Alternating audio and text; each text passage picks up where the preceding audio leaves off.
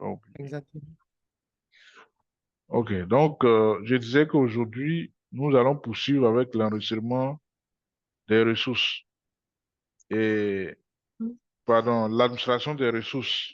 Donc, on a défini les ressources comme étant tout ce que nous pouvons créer et utiliser sur Azure. Voilà. Ça, c'est du point de vue end user ou bien du point de vue Microsoft. Ça peut paraître comme tous les services que Microsoft peut nous offrir. Voilà. Mhm. Donc, quand tu crées un réseau, du point de vue utilisateur, c'est une ressource. Mais du point de vue Azure, c'est un service que Azure propose, sinon te met à disposition. C'est un peu comme ça que vous devez voir. D'accord. Donc, ces ressources-là, on peut les administrer comment? Alors, normalement, je peux dire, il y a un seul outil qui les gère, qu'on appelle Azure Resource Manager. Mm. Donc, à travers Azure Resource Manager, on va pouvoir créer, supprimer, donner des droits, des autorisations, manipuler vraiment nos ressources. Mais ça va se faire à travers plusieurs interfaces. Voilà. Donc, l'outil même qui gère les ressources, c'est Azure Resource Manager. Sinon, le service qui gère, c'est Azure Resource Manager. Mais on peut le faire à travers plusieurs interfaces. Donc, on peut passer par le portail que vous connaissez déjà. On peut passer par PowerShell ou bien Mhm. passer par le Bash pour ceux qui aiment l'environnement ou bien qui préfèrent les lignes de code dans l'environnement Linux. Donc, voilà un D'accord. peu. Présenter la gestion des ressources dans Azure. Donc, comme je le disais, on a le portail qui est l'environnement, sinon interface web. Je peux dire convivial, hein, puisque ça ressemble plus à ce que nous avons l'habitude d'utiliser. Et puis, voilà, on a des effets. C'est que toute chose qu'on veut faire, il y a au moins une icône, une image, des informations. euh, il y a aussi souvent de la documentation qu'on peut avoir, tout ça à travers le portail. Donc, si tout à l'heure, vous décidez, par exemple, de créer, par exemple, un réseau et que vous ne savez pas réellement c'est quoi, comment ça fonctionne, quand vous allez chercher réseau virtuel ou bien virtual network, vous avez la possibilité, en plus de créer, de voir plusieurs liens de documentation que vous pouvez aller lire d'abord avant de vous attaquer à la ressource. Donc, c'est ce qui rend le portail un peu plus riche. Sinon, les autres, tu peux avoir des informations, mais c'est un peu limité. C'est pas aussi fourni comme à travers le portail. Donc, Mhm. vous pouvez, oui. En fait, tout ce qui peut se faire à travers les autres interfaces peut se faire sur le portail. Voilà. En plus de la documentation. Ensuite, vous avez la possibilité d'utiliser ce portail-là sur votre téléphone. C'est pas seulement à travers un Mhm. ordinateur. Donc, sur votre téléphone, vous pouvez avoir accès au portail au cas où vous n'avez pas le temps de vous asseoir derrière un ordinateur pour travailler. Et vous pouvez personnaliser aussi la vue sur le portail. Donc, ce que vous voyez là, c'est la vue par défaut.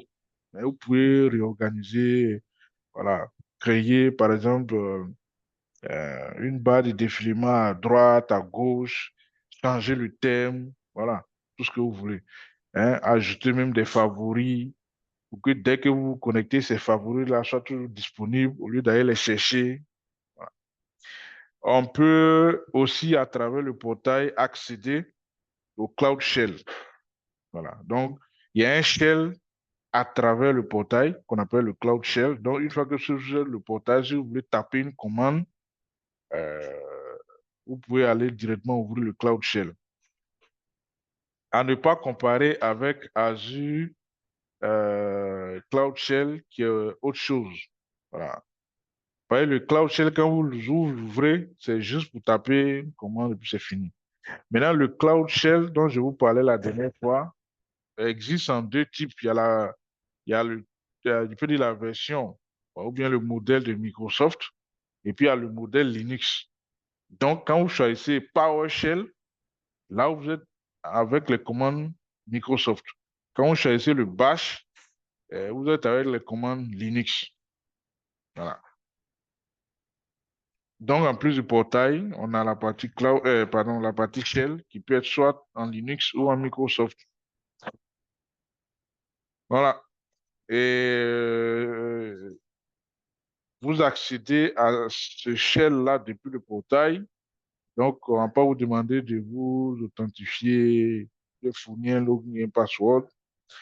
Et il a un TTL. C'est-à-dire que quand vous ouvrez, vous travaillez, si vous faites, ou bien sûr ce cloud, ce shell plutôt fait 20 minutes sans activité, il se ferme automatiquement tout seul.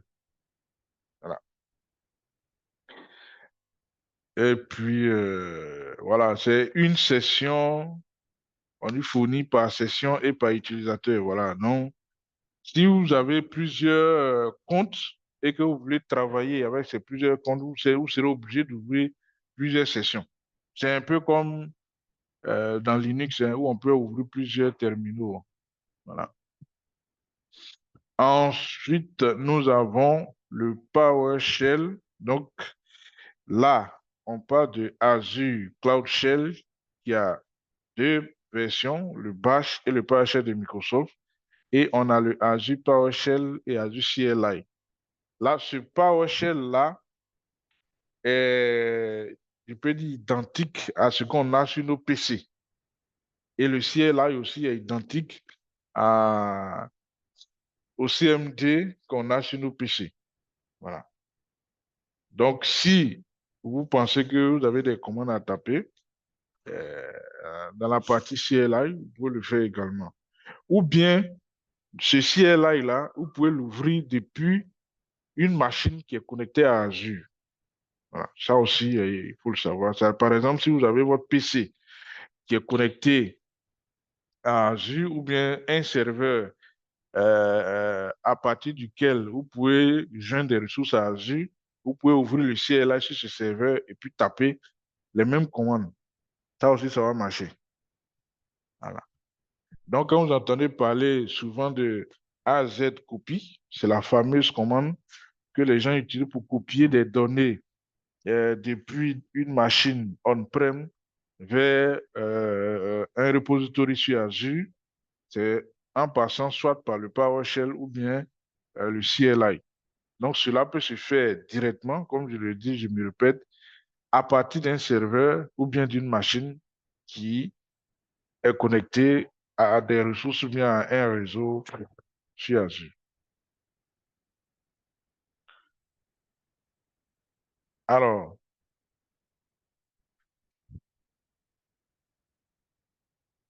pour gérer les ressources, comme je l'ai dit, le service principal, c'est ARM, qui est Azure Resource Manager. Donc, on va pouvoir automatiser aussi, comme on l'a vu la dernière fois, les policies, hein, avec des scripts au format JSON. Donc, si encore vous ne maîtrisez pas, je l'ai dit la dernière fois, il y a un outil de l'IA qu'on appelle Bicep qui est sur Azure que vous pouvez utiliser pour vous aider à transcrire, sinon à traduire ce que vous voulez faire de votre langage humain en JSON. Et il le fait bien. Voilà. Donc, les modèles Azure Resource Manager, c'est quoi? Alors, ce sont des, comme on le connaît, hein, un peu comme dans les GPO, les modèles d'administration. Donc, ce sont déjà des paramètres, ce sont des configurations ou des scripts déjà euh, existants, hein, prévus par Azure, qu'on va pouvoir utiliser soit en les copiant pour modifier ou bien en les utilisant directement. Voilà. Et je répète, ces modèles sont au format JSON. Donc, c'est un peu comme des scripts ou bien des mini-programmes. Donc, ça permet d'automatiser certaines tâches. Ça permet euh, de, de réutiliser ou bien de refaire certaines actions sans grande difficulté.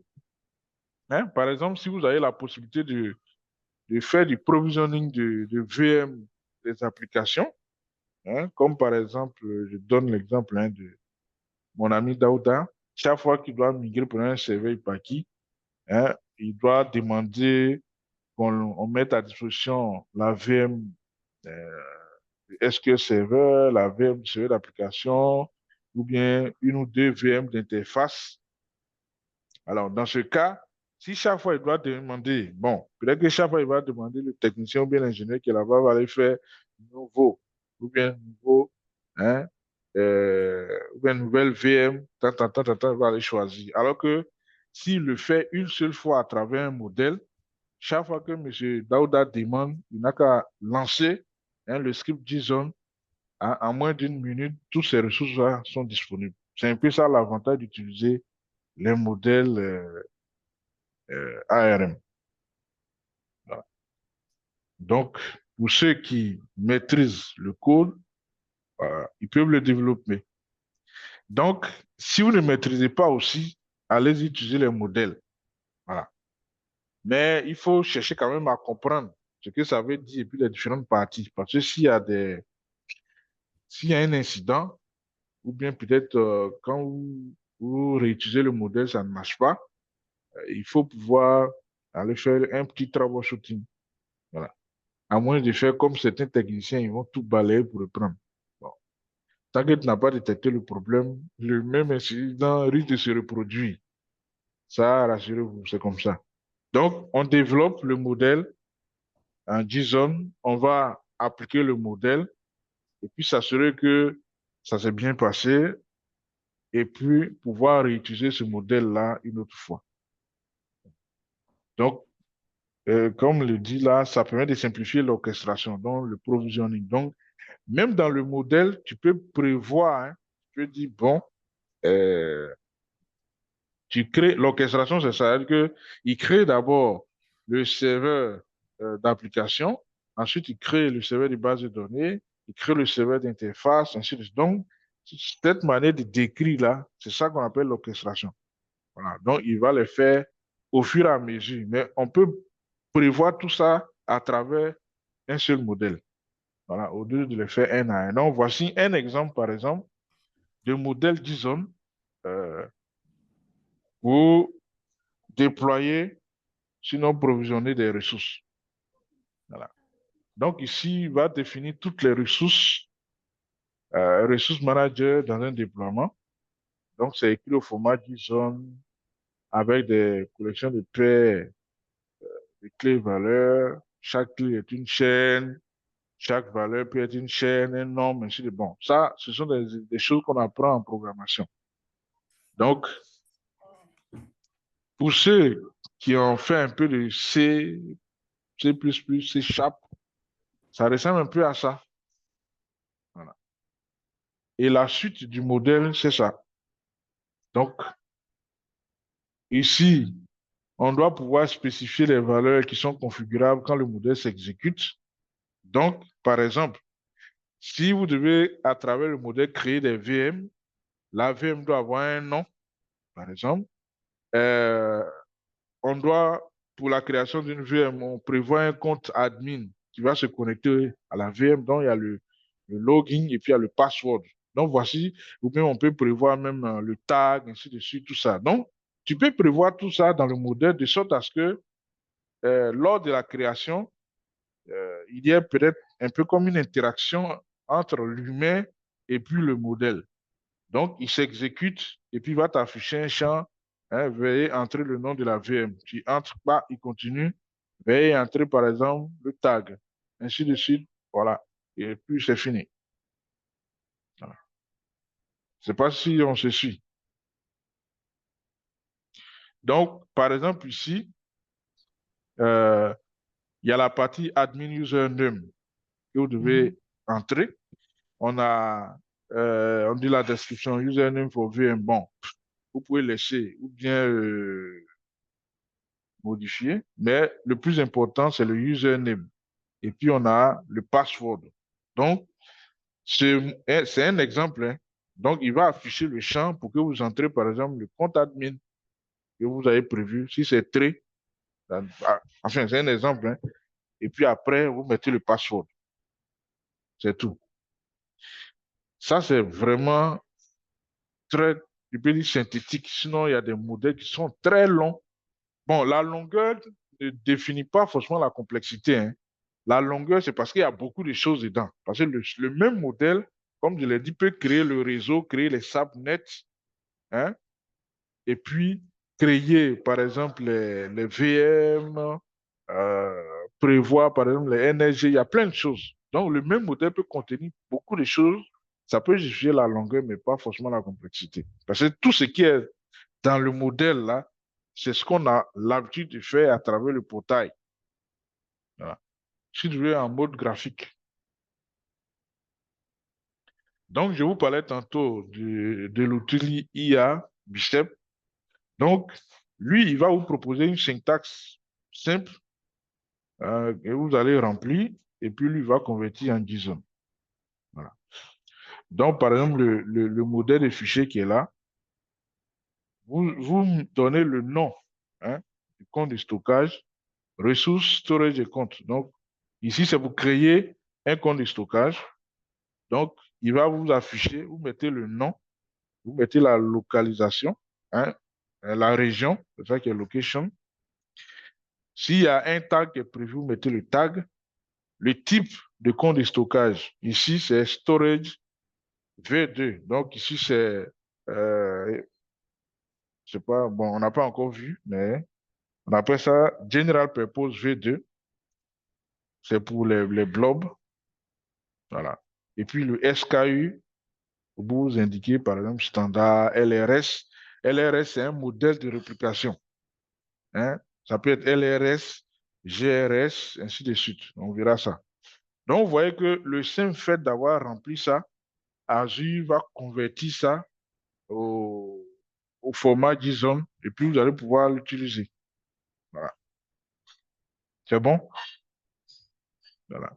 Donc, Bicep est capable de détecter s'il y a des dépendances entre vos ressources. Et puis, vous pouvez l'ajouter pour ceux qui ont l'habitude de coder comme une extension, hein, dans Visual Studio Code. Donc, si vous avez ça sur votre PC, vous pouvez aller ajouter Bicep. Donc, au lieu d'aller sur Azure pour avoir vos modèles, hein, depuis votre PC, en passant par Bicep, il va traduire tout ce que vous voulez en modèle JSON.